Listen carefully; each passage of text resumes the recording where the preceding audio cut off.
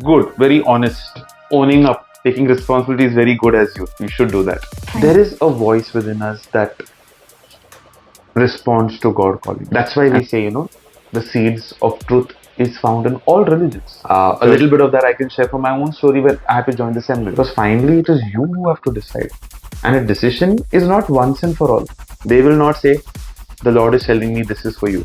No. I wonder why I don't hear from the Master anymore. Yeah, it's not from here to Timbuktu because you are youth from 16 to 25. Nobody likes nepotism. Remember the grind. Welcome to Faith Filtered. You're listening to Faith Filtered. I'm Anurit, and today again we have Father Kenneth with us. As in the last episode, you must have seen, and if you have not seen, then go back and see. That Father mentioned that today's youth is not tomorrow's church, but today's youth is today's church. And hence, this episode more focuses on how today's youth, our young people, have more opportunities, more information, and more distractions than ever before. How can they stay rooted in faith while navigating all of it? And hence, Father, I would like to ask you Before that. you ask, good, very honest. Owning up, taking responsibility is very good as youth. You should do that. Thank you, Good, thank you good, so much. good. In a world full of endless opportunities and constant distractions, how can youth keep God at the center of their lives? Yeah, that's a very good question. I believe youth, all of us, not just youth, but in specific, even youth, there is a voice within us that responds to God calling. And church also teaches us in its catechism, God has been communicating to human beings ever since the beginning of time. And human beings have responded to God based on how their cultural setting is. You know, and they have figured out to whatever extent God is calling them towards. And that's why we say, the seeds of truth is found in all religions. The church is very open in that sense. But the church also says that fullness of revelation is in Christ. Because Jesus, God Himself, and Jesus has come in and told us about what things are. There is the Spirit who He has given us. He said, I will be with you till the end of times. That Spirit is within us. That same Holy Spirit is within us, who keeps guiding us and telling us. And I'll invite you to just think of any situation you've been in. You will listen to a certain conviction within. And that is the right sound that you have to follow. Not a stubborn sound. A humble, feeble sound which is crying out, telling you, yeah, this is the right thing, but I'm not sure. Not an arrogant sound, yeah. That means it's wrong. Right? There is a soft conviction. And everyone has that voice within them. People of all faith. More so, we baptize Catholics, because in baptism, the Holy Spirit has been poured into us. And in confirmation, fully, the completion of it is seen.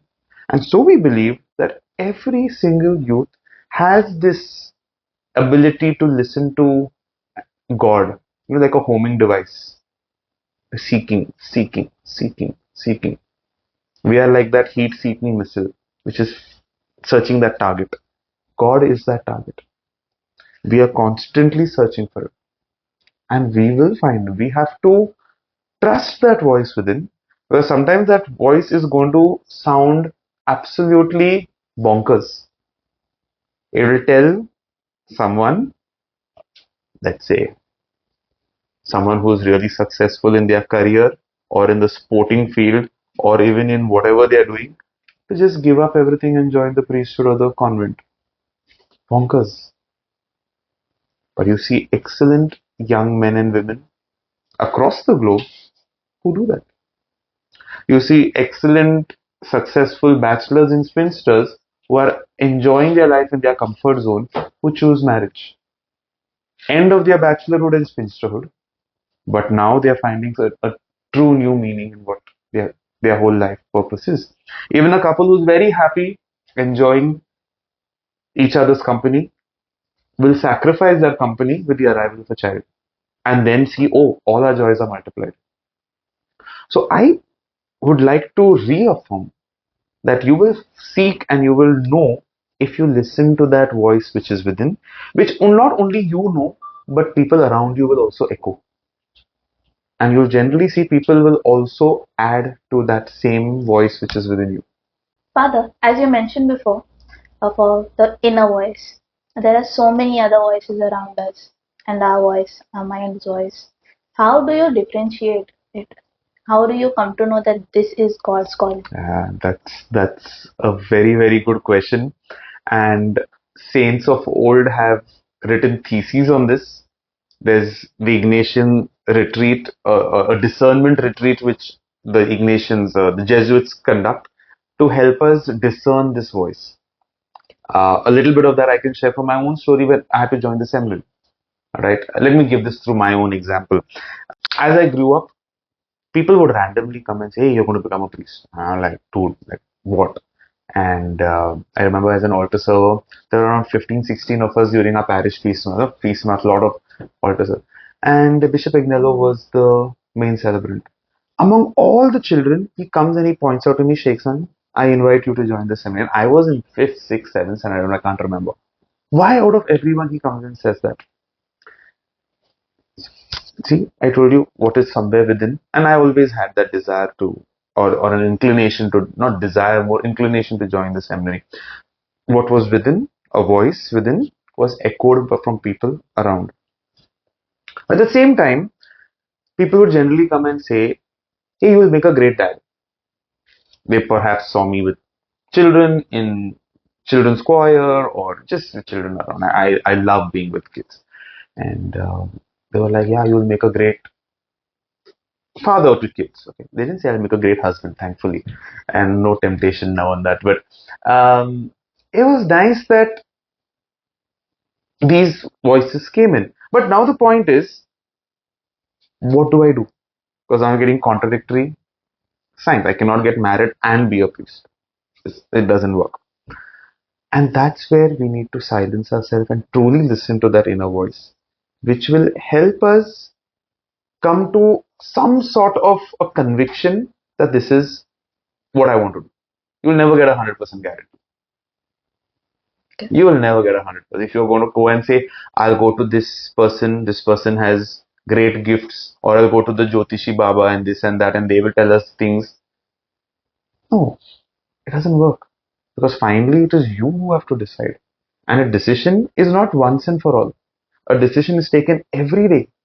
Even that once and for all decision of me joining the seminary and living as a priest has to be reinforced every single day.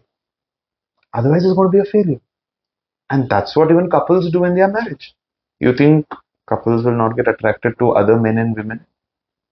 Or me today as a priest, still a heterosexual, is not going to get attracted to people of the other gender?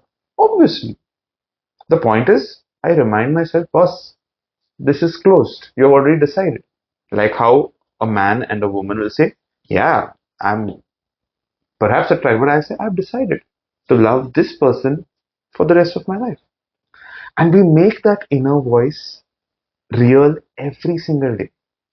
How to listen to it is perhaps another topic altogether, but you'll see signs of it.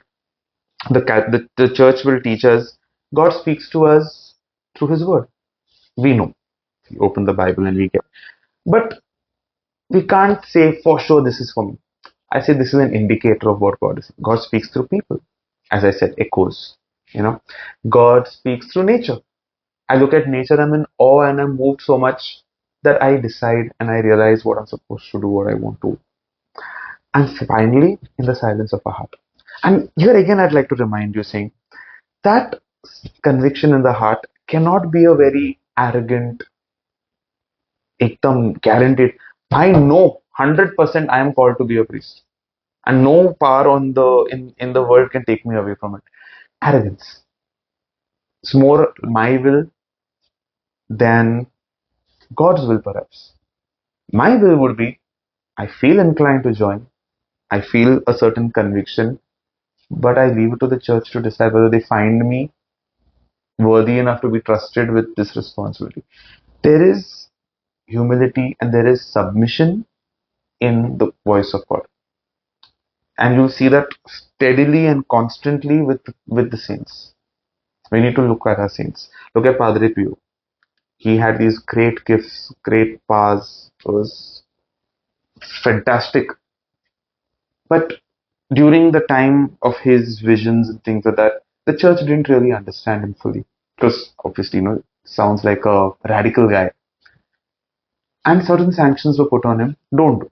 He obeyed, irrespective of the powers he had, irrespective of the manifestation, irrespective of the stigmata he was getting. Stigmata are the wounds of Christ. And he said, my bishop, my church is saying me I should not, I will not. Obedience.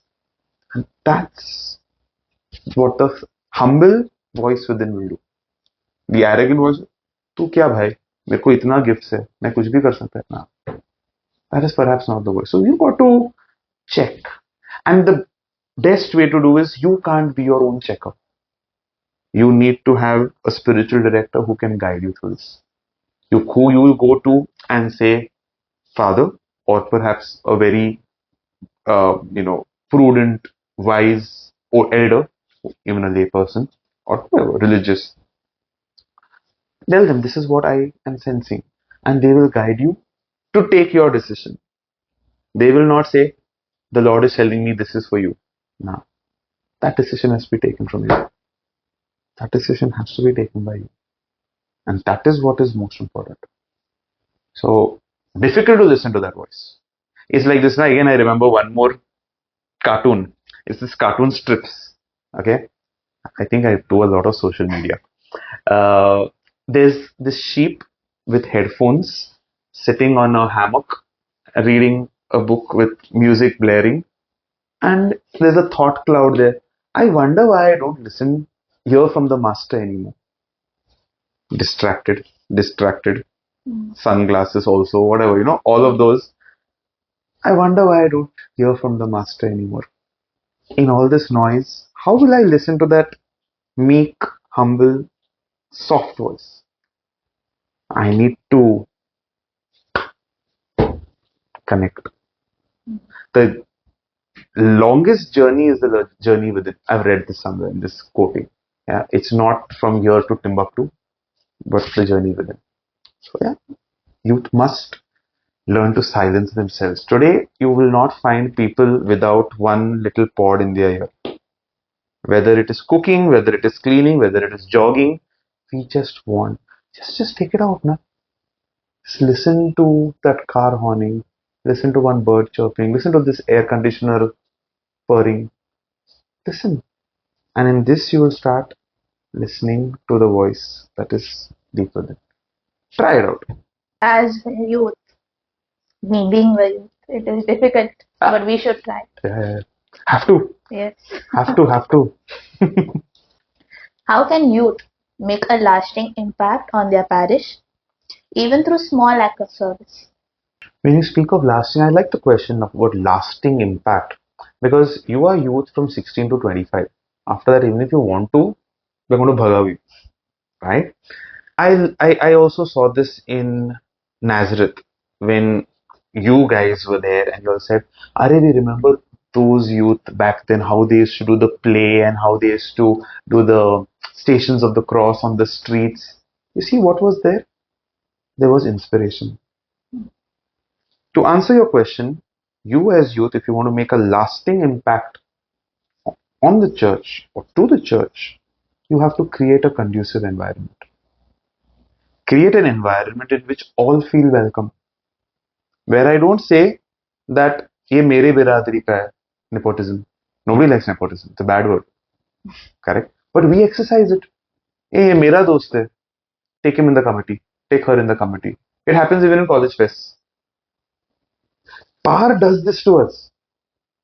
I want to show my power by showing how powerful I am. But remember, Jesus, who was all powerful, showed powerful. Power is in powerlessness. Where he said, Father, forgive them. He did not do anything utpatang on the cross. He just allowed it. He showed his strength by not reacting. And so you need to create this environment where you foster greater participation, where you create a sort of a legacy where the children today may say, in 5 years, in 10 years, I will be youth, and this is what I want to see. This is the sort of youth ministry that is possible. These are the sort of experiences, these are the sort of friendships that are possible. Not fights, not differences, not my family, my zone, your zone, street, my street, your street. नहीं, नहीं चलेगा. We have to be able to say, no, we are church. And we keep our differences at home.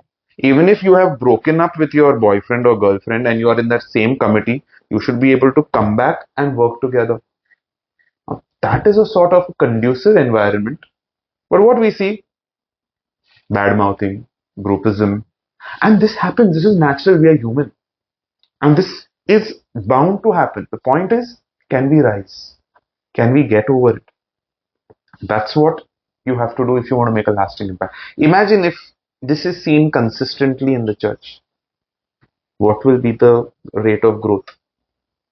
But we tend to do, like St. Paul says, no, the good I want to do, I don't do. The evil I don't want to do, I'll end up doing. But we can't give that as an excuse. Bible mein to allowed. No, no. He says further, I, thanks be to God in Jesus Christ, I'm able to, So we have to. He says, I can do all things through Christ who strengthens me. He says, grace is sufficient. So many verses are there. So let's look at overcoming it. And it's a process. If you have made a mistake once, doesn't mean it's the end of it. But we've got to be able to bounce back. How can youth be the bridge between tradition and the future? Oh yeah, see, you're echoing the same answer. You have to be authentic. What is Christ calling us to be? There are no Greeks, there are no Gentiles, there are no old, there are no young. I'm just adding a few. There is no fair, there is no dark, there is no fat, there is no thin. There is no male, there is no female. We are all equal in the sight of God. And if I can bring that, if the youth can authentically live the tradition, the good parts of it, even the Israelites, when they were just freed from Egypt and came into the promised land, there was a culture that they entered. There was child sacrifice in there. There was idol worship. There was a lot of things that were happening. But the Israelites were told, critically absorb. Don't absorb everything. Now there is a lot of foul language in movies. And so F's and B's are just part of our language. Why should I? Why should I comply to something that is not good in the film industry? I say, no, these words are ashleen. I should not use these words. Can I take a stand? Right? So you can bridge the gap between tradition and the church, you saying, and the future by being authentic. See, we are social beings. We learn by observation, and there is something called cumulative learning. It's a concept in anthropology and sociology where we say we inherit the learning of our parents and our ancestors. So what I have, my knowledge is added on. Right? So if I'm authentic and I can filter out what is unnecessary and I can retain what is good, you're sorted. And that's how you'll be able to keep the good. And that's how you will say, yeah, like how you all looked up to the certain youth who did well in Nazareth once upon a time. You want to revive that. You always want to go back to those glory days. It's difficult. But if you can initiate that, oh wow. And then the kids today will continue that. Inspiration is very powerful. We have to do that. Now we come to a rapid round. Again, every episode will have that. Correct. Formation or fellowship? Formation. Last time you were puzzling me with difficult. These are superb. Nice. Fantastic. Formation. Formation is important. Fellowship to always happen. Fellowship comes free. Fellowship is this. Now what is this? Formation. We're asking questions. We are answering. You're helping me realize certain beliefs that I stand strong to. This is formation. But we're having an enjoyable time. And it's good. Fellowship comes free. Formation is the must. Faith or feelings, which guides you more? Faith, business. Very simple. Arey, this time it's good, yeah. Faith, because feelings will drift. If we say love is a feeling, correct? But love is also a decision. Love is faith in the decision you have taken. If love is only a feeling, today I don't feel like loving you. तो जा breakup, friendship broke, तुम लोग बोलते हैं ना friendship broke ऐसा कुछ है तुम लोग का आजकल. No, love is a decision. Faith is a decision. Faith is a gift of God, and we decide to respond to that faith. And that's where, yeah, faith over feeling. Feelings will make us gumrah. Total.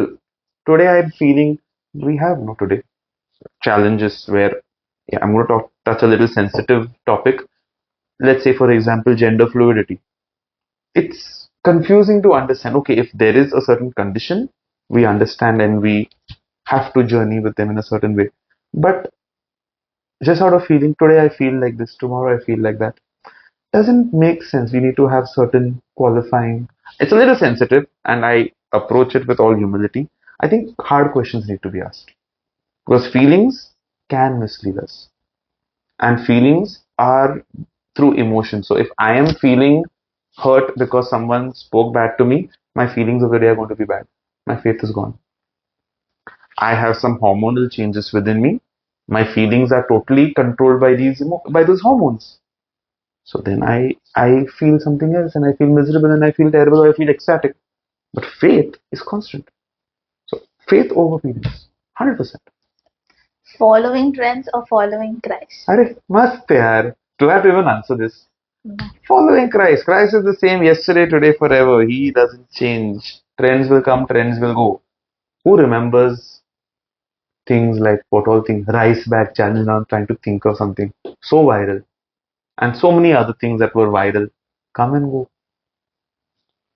Christ. Knowing about Jesus or knowing Jesus? ले लिया ना बदला. It was too easy. Yeah, exactly. Smart. Knowing Jesus. But knowing Jesus cannot come without knowing about Jesus. That's why it's tricky. I cannot choose one from the other. How will I know Jesus if I don't know about Jesus? To know Jesus, I first have to know about him because it's difficult for me to encounter him in person like how he walked on the planet 2000 years ago. Yeah, I can experience him and commune with him in a spiritual manner. And if he allows, even like how some visionaries have spoken to him. But that's not something that perhaps everyone will have that experience. But yeah, I need to first know about him. And when I know about him, I will slowly know him because then that experience keeps building up. Does the church need youth or do youth need the church? Yeah, now you're raising the bar even more. I praised you. I jumped to the conclusion too early that this rapid fire is going to be easy. It, it can't be chosen, but it's like this, you know. Does the mother need the child or the child need the mother? Hmm. Correct. The child, you will say, needs the mother. The mother needs the child.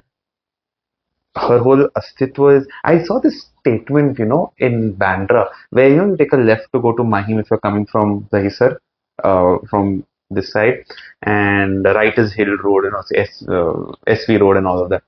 There's this art which says the child makes a mother. Okay.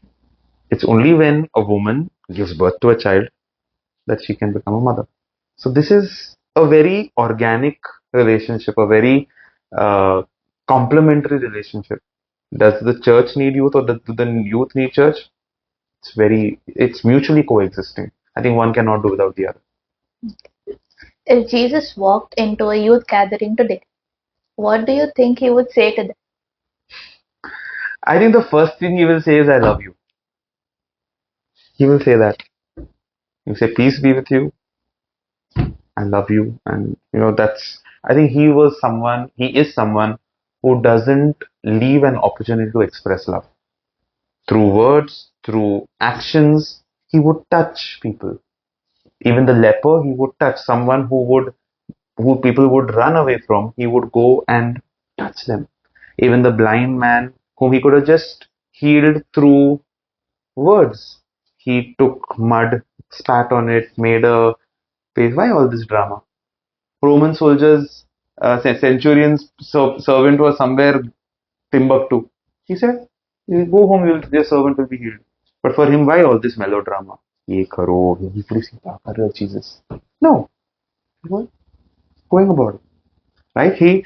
He expressed love through words, through deeds. There are languages of love, no? Words, actions, deeds, service. He served people. So I think he would just find ways to express his love. He would do only that. 20 years from now on, what do you hope today's youth will remember about their relationship with the church? 20 years from now, I will not no longer be youth, no? Correct. I think y'all should remember the grind. What's the meaning of the grind? The grind is how your faith and reality met. Is it a smooth sailing? You spoke about voices and how to listen to that right.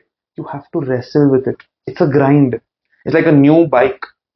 The first thing you have to do is first 1,000 immediately change the oil because that's when all the pistons and your gears and everything are actually wearing off so that they can lock in smoothly. Whatever little extra this, that, and whatever RPMs and all, it wears off. And that first engine oil change is full kachra. It's the grind which makes things smooth. The point is, we have been so pampered with convenience. Today, mama has made boring food. चलो Swiggy करते हैं. TV पे कुछ अच्छा नहीं है, bore हो रहा है, चलो ओटीटी देखते हैं, binge watch. We were in an era where if we watched a series and an episode ended on Friday evening, do what you want. Next episode is coming only on Monday. How you take out those 48 hours or 72 hours, my math is very bad.